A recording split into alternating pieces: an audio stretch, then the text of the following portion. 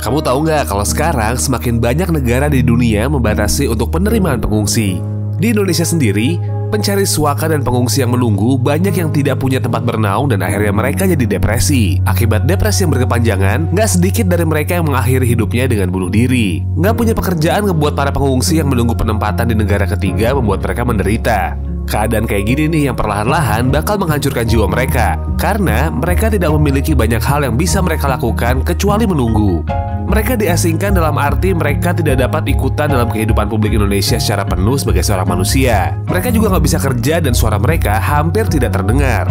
Sepertinya, kategorisasi hukum yang memberikan mereka label pengungsi di Indonesia menjadi salah satu sumber dari rasa frustasi mereka. Memang sih, kita tidak dapat menganalisa situasi pengungsi di Indonesia tanpa melihat konteks global dari isu pengungsi.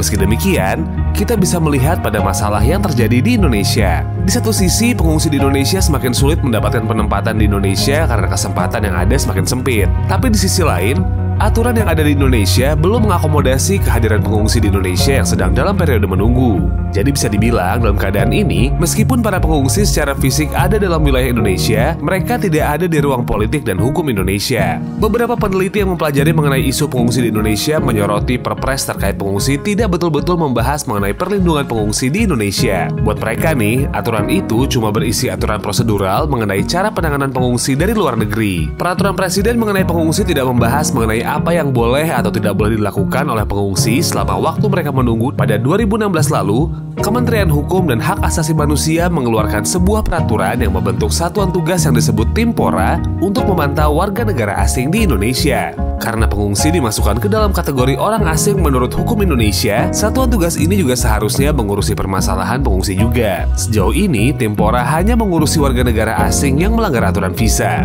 Harusnya, Timpora dapat menjadi bahan yang tepat untuk merespons kesulitan yang dihadapi pengungsi di Indonesia. Satuan tugas tersebut terdiri dari berbagai badan negara dan ada di level lokal dan nasional dan seharusnya dapat menjangkau para pengungsi. Jadi, sudah saatnya nih pemerintah Indonesia merespons tanpa menunggu hayat-hayat berikutnya yang menjadi korban.